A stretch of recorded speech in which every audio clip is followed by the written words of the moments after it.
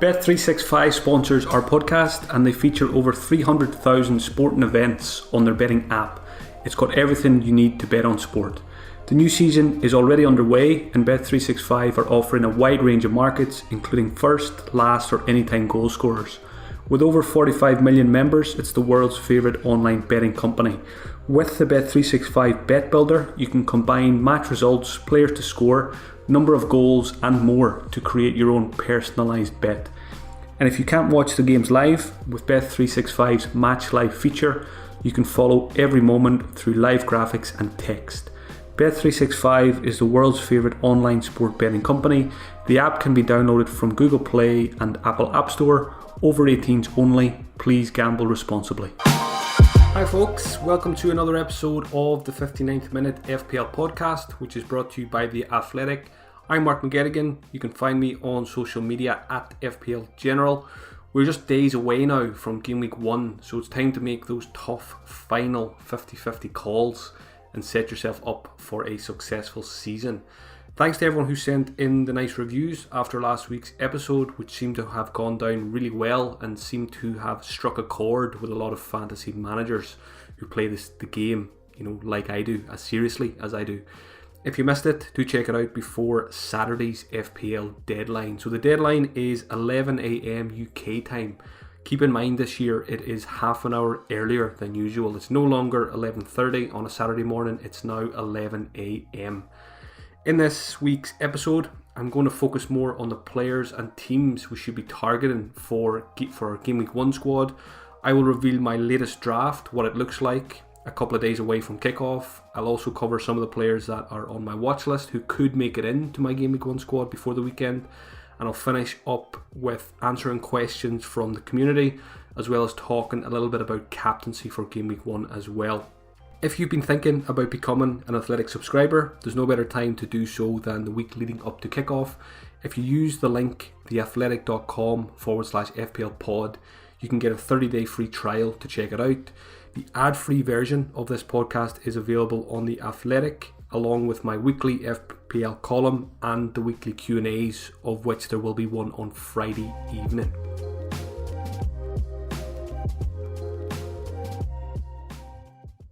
I'm going to start by touching on the fixtures for the first 6 to 8 game week. So I'm not looking to wildcard early. So I'm looking maybe a little bit further in terms of fixtures than other managers who are going to wildcard maybe game week 2, 3 or 4. So this is usually what I do. If I'm not going to wildcard early, 6 to 8 to possibly 10 game weeks, which teams have good fixtures, which teams have bad fixtures. And fixtures do play a big part in my decision making process, and especially building my Game Week 1 team. I'm trying to bring in players who have good long-term fixtures as well as short-term, because essentially I would love to get in as many players as possible in Game Week 1 that I don't have to transfer out after 3 or 4 weeks. I'd like to be able to keep them possibly for the whole season. That is the ideal scenario. Obviously that is never going to happen, but I aim to set and forget my team as much as possible, the 15 players. So looking at the fixtures in front of me here for the first 8 game weeks, the teams that are jumping out at me here are Tottenham come out on top probably for the first 8 game weeks. So, Matt Doherty, Eric Dyer, Harry Kane, Heung-min Son, loads of options there.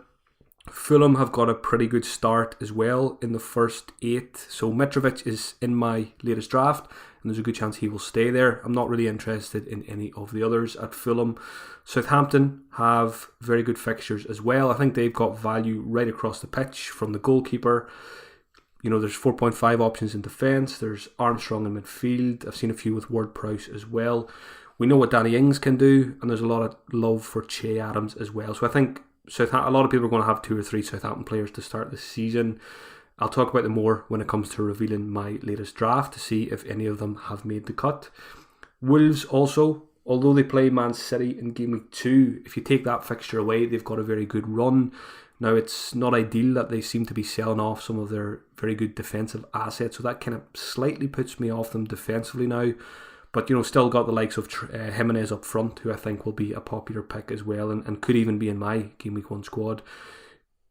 There was a lot of love for Vinagre, but they have signed a couple of left backs as far as I know. So again, he was in a couple of my drafts. He's probably not going to make it now because it feels like a transfer waiting to happen.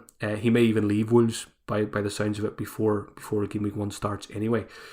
Leicester have good fixtures as well, first 8 game weeks. Now, I think they've been overlooked slightly because they finished the last season poorly.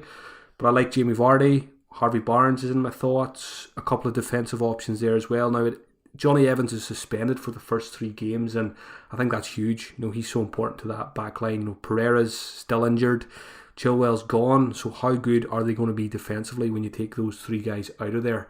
But I am interested in James Justin in a rotation, which I'll talk about later. They've signed, I think it's Castagna. Don't know much about him, but I think he can play both sides, left and right, in defence as well. So again, that might be a little bit of a spanner in the works. Everton are another team who've got a good opening 8 overall. I like the signings they've made. James Rodriguez. I'm refusing to call him J-Rod because there's only one J-Rod in my world, and that guy plays for Burnley. James Rodriguez, I don't think he's got a price yet. It's going to be very interesting because he's probably not going to be too expensive because he's playing for Everton.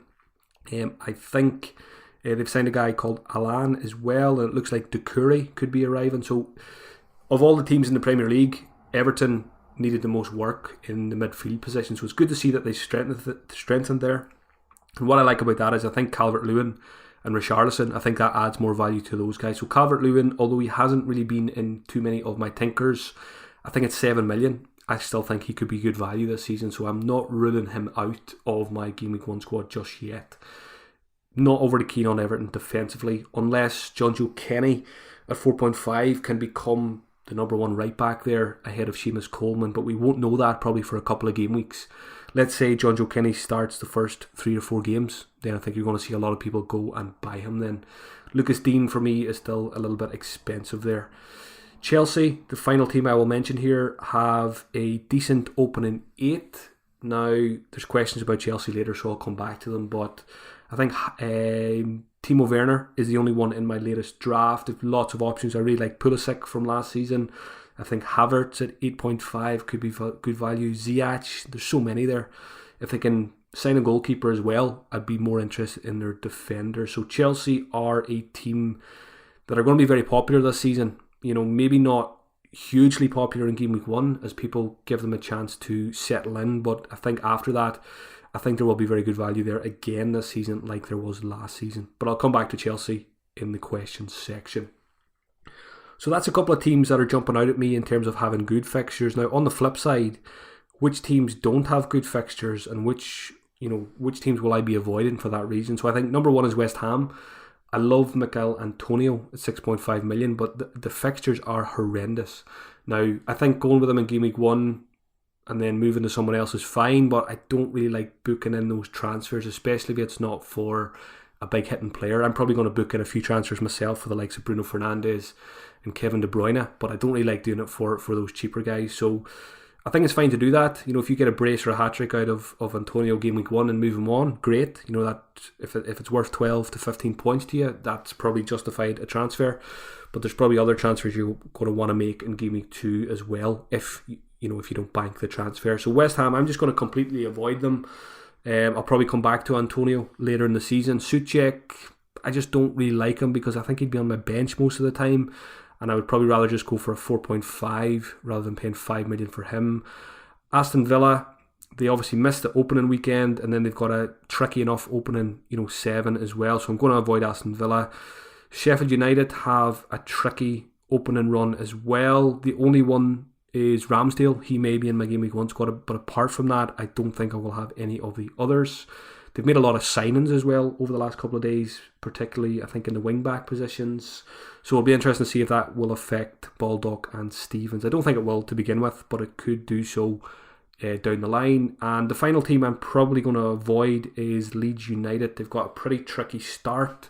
Obviously Liverpool on the first game week. So I think for me, Leeds is a wait and see how they settle in, which guys are playing, particularly in the fullback positions, and then come back to them maybe after 4, 5, 6 weeks and see if there's any value there. So that's just, I wanted to touch on those fixtures because that does dictate a lot of what I will do in building my Game Week 1 squad. Harry sponsors the 59th Minute podcast.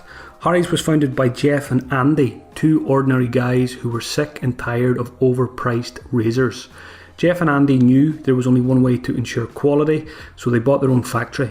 And now, by taking less profit, Harry's offers great quality products for a fair price. Their amazing quality blades are now almost half the price of the leading 5-blade brand. Harry's trial set includes everything you need for a close, comfortable shave. Weighted ergonomic handle, 5 precision engineered blades, rich lather and shave gel, and a travel blade cover. As a listener of the 59th Minute podcast, you can start shaving with Harry's today by claiming your trial set for £3.95. Support our podcast and get your set delivered to you, including a razor handle, 5-blade cartridge, foam and shave gel, and a travel blade cover by going to harrys.com/the 59th minute right now. That's harrys.com/the 59th minute. Now for the section of the podcast you're probably most interested in. What is my current Game Week 1 team looking like, and what other players may come into that squad? So I've been pretty good this preseason. I've been pretty good at staying away from the FPL website and just not overdoing it. I'm not someone who takes 15, 20, 25 screenshots of different potential Game Week 1 teams. I like to just work around one draft. So, the one that's on the FPL website, I'll chop and change it slightly, maybe every couple of days. I'm just kind of fine tuning it over the next couple of days then to lock it in. There's a lot of players that are in my team now that will probably stay there for Game Week 1. And I think what I will say to people as well, going into Game Week 1, don't stress over your Game Week 1 squad too much, because it's a bit of a lottery. Game Week 1, there's a lot of unknowns, and it's more important what you do with your squad, Game Week 2, 3, 4, 5, which will dictate probably what kind of season you're going to have. We can all spend hours and hours and days picking our Game Week 1 squad, and we might have to rip it up after a week or two. So don't overdo it, and don't worry too much, especially if you have a bad Game Week 1. Don't worry too much. It will happen to a lot of people. It will happen to a lot of very good managers, just because there is a lot of those unknowns, and it is just one game week. So yeah, don't worry too much about your Game Week 1 squad. The most important thing is the decisions you make afterwards. I think the key in a Game Week 1 squad is, for me, pick tried and trusted FPL assets as much as possible. Pick players that are very likely to play 90 minutes in Game Week 1. And probably the most important thing is leave yourself flexible for any potential. We don't know what this season's going to be like. We need to move with the season over the first couple of game weeks. So leave yourself flexible. And an example of that is don't try and shoehorn in 4 or 5 10 million plus players. Maybe don't get 5 very expensive defenders, that kind of thing. Leave yourself flexible. You don't know what direction you're going to have to go in Game Week 2, 3 or 4 to adjust to certain players and certain teams. So make sure your Game Week 1 squad is flexible and it's not too imbalanced. So without further ado, my latest tinker it looks like this. So the goalkeeper is Aaron Ramsdale at Sheffield United. Now, I'm undecided on this position because I'm tempted to rotate 2 goalkeepers. I'm tempted to rotate 2 4.5 million goalkeepers. It's something I haven't done for maybe 3 or 4 years. But I think this season with COVID and games likely to be called off and stuff like that, I think having 2 goalkeepers could be quite useful. And if I did that, I'm tempted to just do an experiment in the goalkeeper position, is just get 2 4.5s and just go with the bookies odds each week on the clean sheet percentages. So let's say I went for a Ryan and a McCarthy in a 4.5 million double up. I would never make the decision on which one to start. I would let the bookies odds decide that, and just as an experiment to see how it would work out. And obviously you can't assess that until Game Week 38. I would have to be very strict with myself. I would have to decide Game Week 1, the goalkeeper position is something I'm not going to make a decision on. I'm going to let the odds dictate which goalkeeper I start. I'm going to keep these 2 for the whole season unless there's an injury. Even during wildcards, just keep those 2 unless they're absolutely useless. So that's something I'm thinking about. Just having an experiment in that position for the season, just to see how it goes. So it's either, for me, it's going to be rotating 4.5 million goalkeepers, let the bookies odds to decide which one I start each week, or else go for set and forget Ramsdale for the extra 0.5. And I think it could be worth it. I have a lot more faith in the Sheffield United defence than I do in Southampton or Brighton, for example. So Ramsdale may end up staying there. And again, it just takes the decision away. You just start him every week. You hopefully don't worry about that position all season in terms of transfers. I've got Nyland on the bench as a 4 million goalkeeper. Again, probably doesn't really matter which 4 million goalkeeper I go with if I go with Ramsdale as the goalkeeper. In defence, Trent Alexander-Arnold and Robertson haven't left my squad now for probably about 2 weeks, so there's a very good chance that those two guys are going to stay there. Yes, the fixtures are not great in game week. I think it's game week 2 and game week 3 for Liverpool. There may not be too many clean sheets there to begin with, but when I look at Trent and Robertson, I'm looking long term.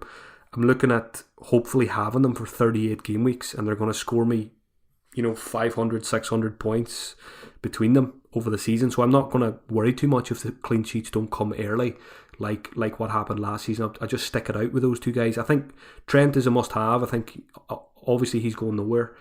I think with Robertson, I just view him as a 7 million midfielder who, a 7 million left winger who gets me clean sheets as well. So I think if you view him that way, it's much easier to go for him and just stick with him for the season. Doherty has survived so far. He's still there. He goes in and he goes out. I don't know if he'll stay there for game week 1.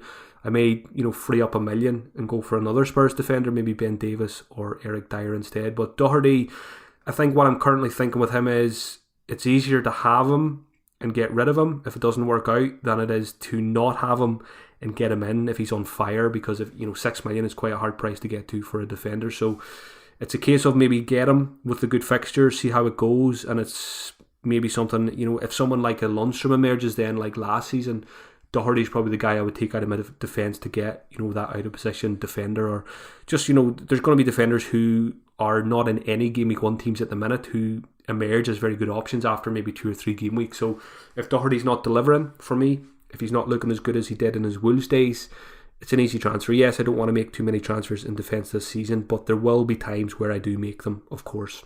The final 2 defensive spots in my latest draft, I'm trying to avoid the 4 million defenders because I don't think there's any that are going to start week in, week out for a long period of time. Mitchell will probably start the first couple of games and Van Aanholt will come back in. There's some talk of Douglas at Leeds, but I think there's a lot of options there at left back at Leeds, so I don't see him starting week in, week out either.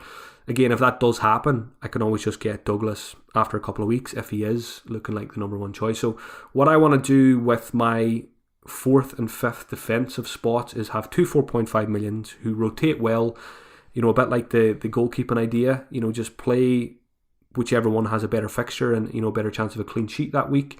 So at the moment I've got Walker-Peters at Southampton and I've got Justin at Leicester.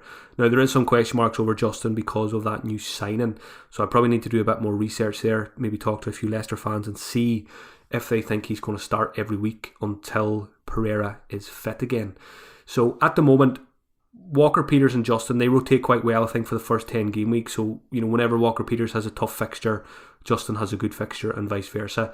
If I don't go for Justin, I think Brighton works well as well with Walker-Peters. So I could go for a Brighton defender and Walker-Peters, and they rotate quite well for the most part. So there's a lot of love for Lamptey, but Potter loves to rotate his players, and I think Lamptey could be a victim of that this season. So I think I would, if I'm going for a Brighton defender, I would like to get a centre-back who's going to play every week. Now, we don't know if they're going to play back 2, back 3 in terms of centre-backs. I think Ben White is the one I'm eyeing up. I think there should be a good chance he will play regardless of what system, but there is some slight question marks there again. So again, I need to do a bit more research on the Leicester defence and the Brighton defence before the weekend.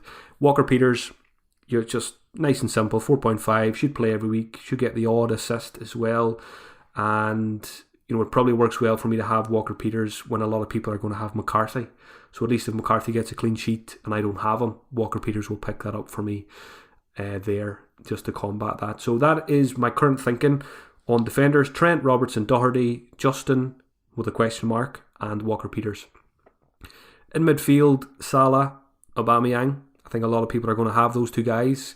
Greenwood, Saint-Maximin at Newcastle, and then a 4.5 million for the bench, which is currently Reed from Fulham.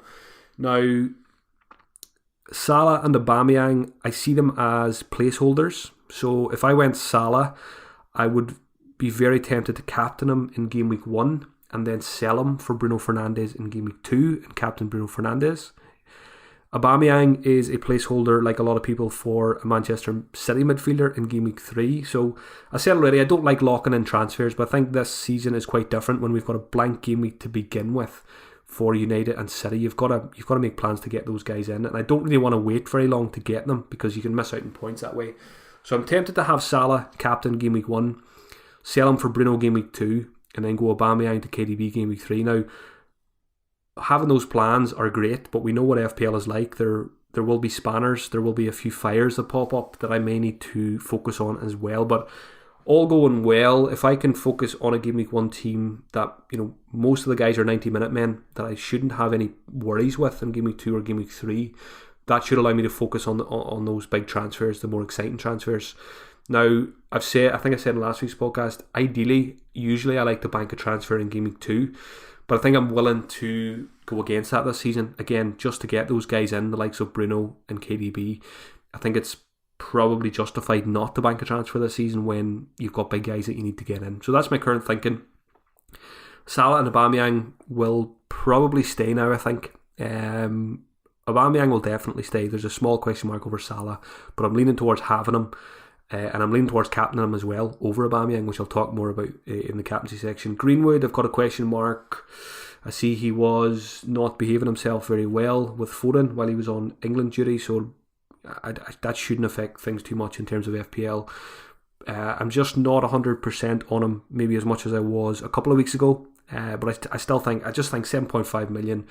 If we don't make a signing on the wing, I think Greenwood should be very good value this season. So there's a good chance he will stay. Just bench him in Game Week 1. Saint-Maximin is an interesting one.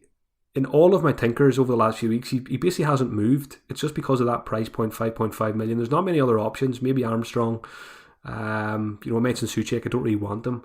So Saint-Maximin is kind of just stayed in every draft I've made without even giving him much thought.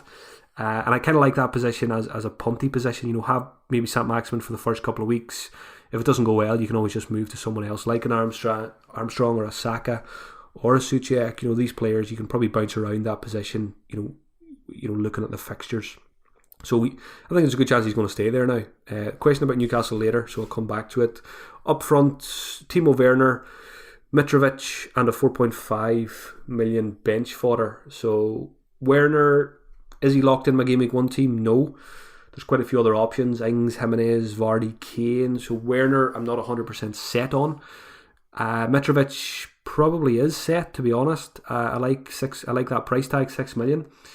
I think he has the potential to have, the potential to be extremely good value at that price. Yes, Fulham might not be great, but most of their goals are going to come from Mitrovic, and he plays 90 minutes every week, so I like that. So I'm probably going to start with him, see how it goes, and again, probably give him 4, 5, 6 weeks, see how he looks, see how Fulham look, and again I can always just move to someone else then once I've had more time to assess them. 4.5 striker at the minute for me is Davis at Aston Villa. I think we're all waiting for Brewster at Liverpool to get a loan move to another Premier League team and then get him in as our third striker. So that is where I'm at. So that would leave me with, after Game Week 1, so obviously Game Week 1 I would have to play 5 defenders because I would have Greenwood on the bench. But from Game Week 2 onwards, that would leave me with a 4-4-2 formation. And that would have me rotating Kyle Walker-Peters and either Justin or a Brighton defender. So that is my current thoughts. I think that would leave me quite flexible overall as well for any drastic changes in shape or formation that are needed after a couple of weeks. I've got a pool of around 30 players I'm choosing from, so I've mentioned 15 of them there. Who are the others that could make it in? I've got 2 defenders on my watch list. I've got Van Dijk and Eric Dyer. Midfielders, obviously KDB and Bruno are there. Sadio Mane, Heung-min Son, Havertz and Pulisic at Chelsea, and Armstrong at Southampton. And the other strikers, I think I've mentioned them, Vardy, Kane, Ings and Jimenez. So that's probably about 27, 28 players I've mentioned there. And those are the ones that I'm going to be picking from for my Game Week 1 squad. So there won't be any major surprises when you see my squad on Saturday morning. This podcast is brought to you by Manscaped, the expert in men's below-the-belt grooming. Manscaped offers precision-engineered tools for your family jewels, and Manscaped has just launched in the UK. We've gone years without using the right tools for the job, so you can be one of the first men in the country to experience Manscaped's life-changing products. Their third-generation trimmer features a cutting-edge ceramic blade to reduce manscaping accidents, and the water-resistant technology also allows you to groom whilst in the shower. And we've got a special offer right now for all of you listening to this podcast. Get 20% off and free shipping right now by using the code EPL20 at manscaped.com. That's 20% off with free shipping at manscaped.com by using the code EPL20. Happy shaving! Question time now. Thanks as always to everyone who sent them in this week. I've picked out the best ones that will cover some of the main talking points going into the opening week of the season.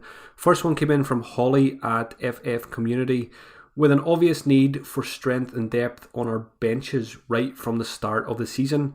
Who are the current best bench fillers in each position for game week 1? I kind of mentioned the bench last week's episode, and I really don't know how I feel about it. Do I want to put an extra 0.5 or an extra 0.1 million on my bench, to combat potential fixture disruption this season, or do I just play the usual strategy, pump all the cash into the starting 11, have one or two decent options on the bench, but don't spend much on them? And that's the way I'm leaning with my most recent draft that I mentioned there. Is focus on the starting 11, have a couple of guys on the bench who can come in and do a job, but not spend too much cash there. So who are the best bench fillers? So I mentioned, I think rotating goalkeepers I think there's a stronger case to be made for it this season for the reasons I already mentioned. In terms of defenders for the bench, I like finding an extra 0.5 and having a 4.5 million defender on your bench rather than a 4.0, because they're much more reliable and there's lots of 4.5 million options this season. In terms of midfielders, the 4.5 million midfielders are absolutely rubbish. So you want to have a decent 4.5 million defender as your first sub. I think that's a decent strategy to have. Up front, again, 4.5 million forwards are pretty rubbish as well. So we really need Brewster to get that loan move. That would solve a lot of our problems. But at the moment, I'm leaning towards probably a 4.5 million defender as my first sub most weeks. Then probably the guy Harrison Reed at Fulham as my second sub. He's probably only going to get 2 points most weeks, but that's all I want really from a second sub. And third sub then will be my 4.5 million striker, whoever that is. Unless it's Brewster. If Brewster does join someone and he's starting every week, he could be your first sub, obviously. But that's the way I'm leaning. I'm not going to pump too much cash into my bench to begin with. Question from FPL 101. With better captaincy choices until game week 7, is it time to be brave enough to go without the Egyptian king? The Egyptian king is obviously Mohamed Salah, an absolute FPL points machine over the last couple of seasons. A lot of people are considering going without him. I considered it myself for a while as well, and I'm not 100% going to have Salah in my game week 1 team, but I'm probably up at about 70 or 80% now. Is there an argument to go without him? 100% there is. The fixtures are not ideal for Liverpool to begin with. You're probably not going to captain him very often. Definitely not as much as you would have maybe in previous seasons. So I think you can go without him. And I think the big thing is fear. And I've had it myself. I took him out of my team for a couple of days, and every time I looked at it, that fear was like, there's no Salah there. That's going to end in pain. But it's very important. You've got to try and put that fear away. Put it. Overcome it, because there's so many ways to play FPL. No player is essential. You don't need. You could probably play the whole season without Salah and win FPL. That's the beauty of this game. So I think that my key message is don't have him simply out of fear. Now, he's in my latest draft. Why do I have him? I have him because I like him as a captain for game week 1. I think he could get me a lot of points against Leeds. And I like him because it's a nice placeholder for Bruno Fernandes. It's a nice, easy transfer. He's not in my team for fear, out of fear. At least that's what I keep telling myself anyway. So I think you can go without Salah. No problem this season. There's so many other very good FPL assets in midfield and attack and for captaincy as well. So yeah, if you go without him, don't worry about it too much. Yes, he could hurt you from in some game weeks, but in other game weeks, if he doesn't do well, you're gonna fly. So, yeah, I think there's an argument. You don't need him. You definitely don't need him. Question from FPL Barlow: as amazing as the new Chelsea attackers are they a big risk from the off until we see how they adapt to the Premier League and if they click together straight away? Yeah, so this is on my mind. In particular, Werner's the only one in my latest draft, and this is in the back of my mind. Will they click? Will it take them a wee while to get used to playing with each other? The other thing is, yes, they've signed some amazing players. I mentioned them already, but there's also some amazing players still at Chelsea. Mason Mount, Tammy Abraham. These guys are not bad players, and Frank is not going to just cast them all to one side and not give them any game time. Hudson-Odoi, there's lots and lots of talent there that was there last season they're going to get game time. They're going to eat into the game time of your Ziyech's, your Havertz and your Werners. So I think with Chelsea, what we could see this season, yes, they could have very good assets, but they could be 70, 80 minute players, which slightly puts me off. That has me thinking, should I take Werner out of my team, who could probably get 70 minutes game week 1, when I could get a Vardy or a Kane or an Ings or an Jimenez who'd probably get 90 minutes. It's very important. Your FPL players can't score you points if they're not on the pitch, and that's what I always try and remind myself. So there's a good chance Werner could drop out of my squad before game week 1 for that reason. So yeah, I think giving them time is a fine way to approach it. Question from Dave McAuliffe: is it worth looking at Newcastle's new signings? And what about Everton? Is DCL a trap? So I'll touch on Newcastle first of all. Dave asks, I'm sure he's on about Ryan Fraser and Callum Wilson.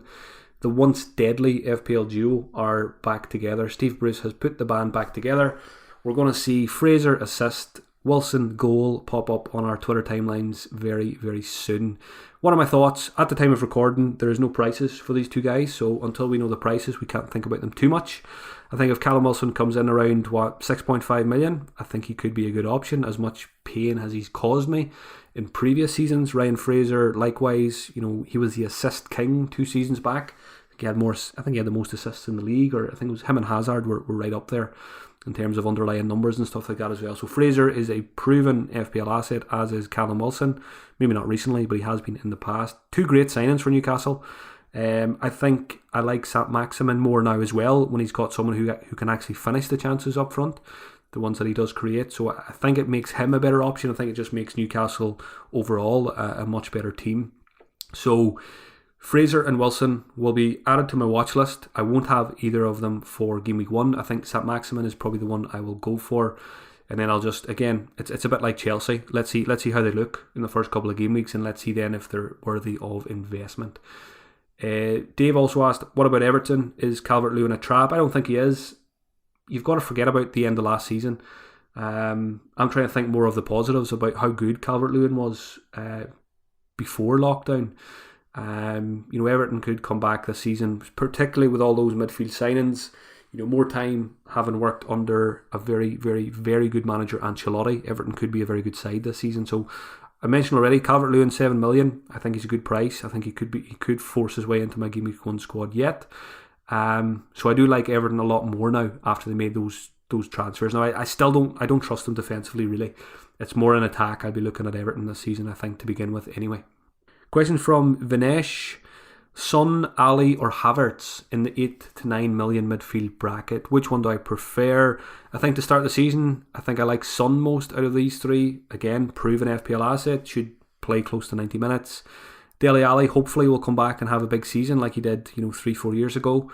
Havertz, I think, could be a sensational FPL asset from what I've seen of him, and having played a little bit with Bundesliga fantasy during lockdown, I think he could end up being a steal at 8.5 million.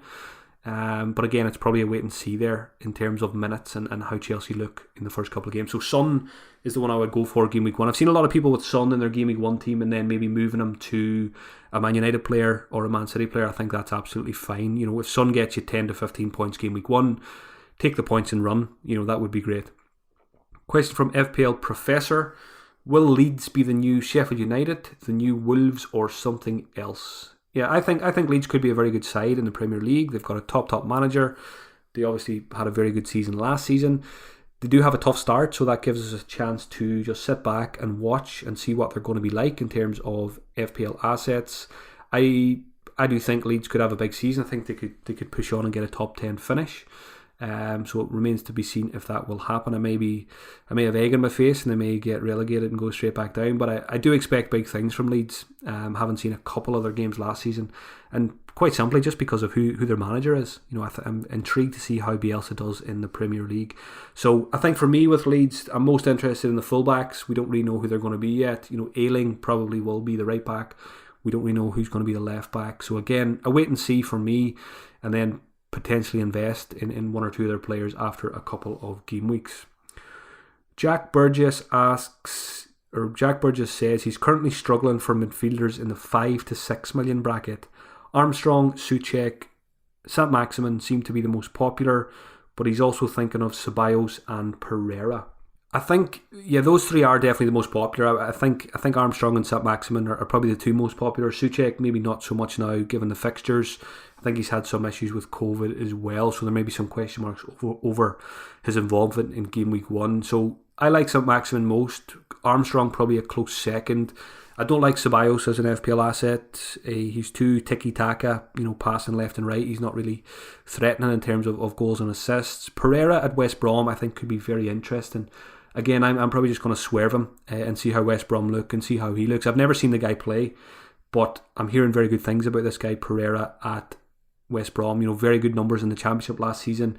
So he's definitely one for the watch list. And, I'm probably going to go Saint-Maximin game week 1 and 2 for the decent fixtures. If he doesn't look great and Pereira does look great, then maybe I'll look to switch from Saint-Maximin to Pereira.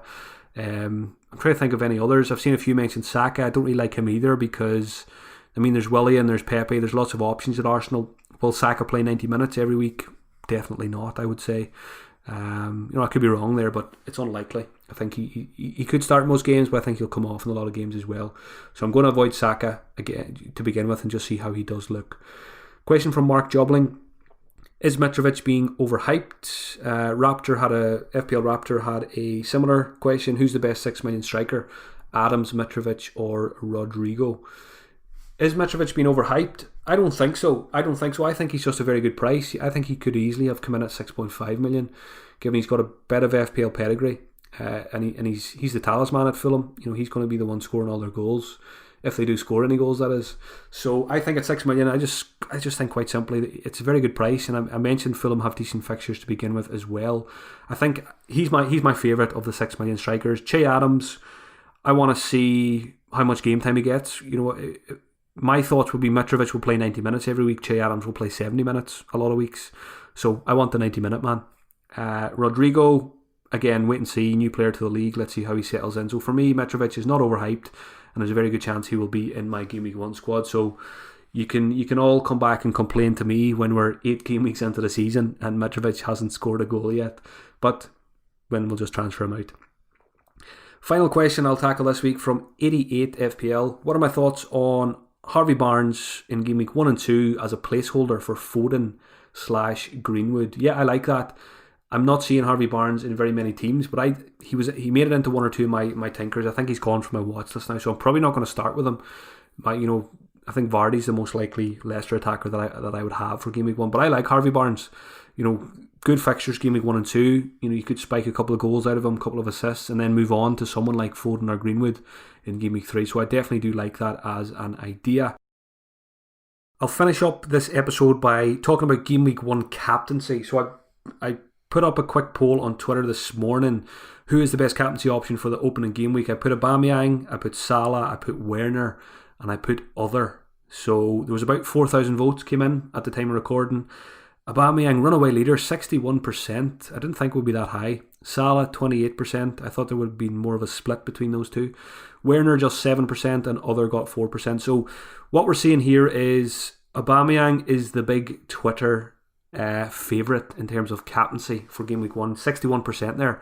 I think when you see the overall statistics for the FPL game, whatever, 5, 6, 7 million managers, whatever we have in Game Week 1, I think Salah will be much higher than 28%. Proven FPL asset. Premier League champions, playing a newly promoted team at home. I think he will be much higher than that 28% that is in this poll. So for me, who am I going to captain? It's going to be between one of them. It's going to be Aubameyang or it's going to be Salah. I'm leaning back towards Salah now just because I don't want to overthink it, basically. I think he's an FPL monster. He's playing at home to a newly promoted team. Yes, Leeds are a good side, but we don't know. They could get stage fright on the opening day, and Liverpool could put 3 or 4 past them.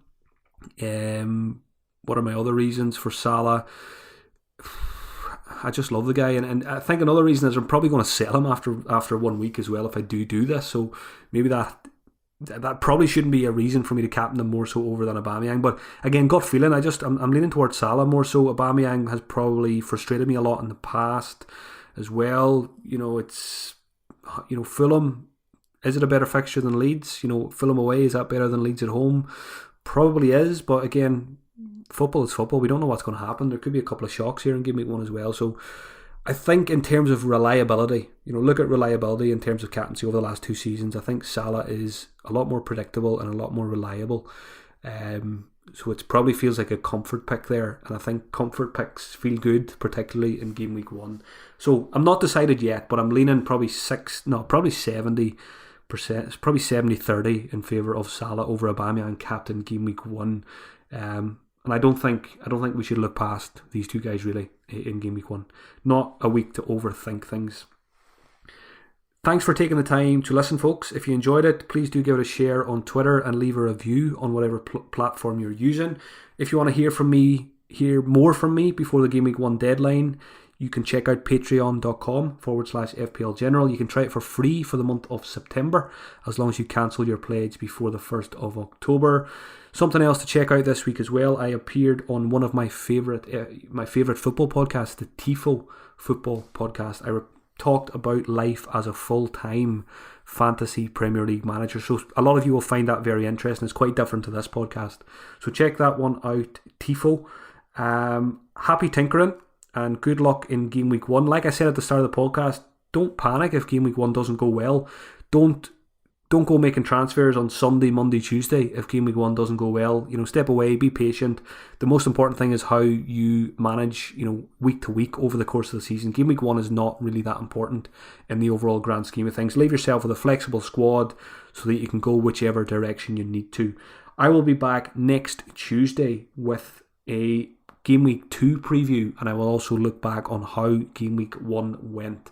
So make sure you subscribe to the podcast wherever you listen so you don't miss out on future podcasts. They will be every Tuesday this season, apart from if we have midweek games. Sometimes it might change, but in a regular game week, every Tuesday, you're going to get a 59-minute episode. Best of luck in Gameweek 1, folks, and I will talk to you all very soon.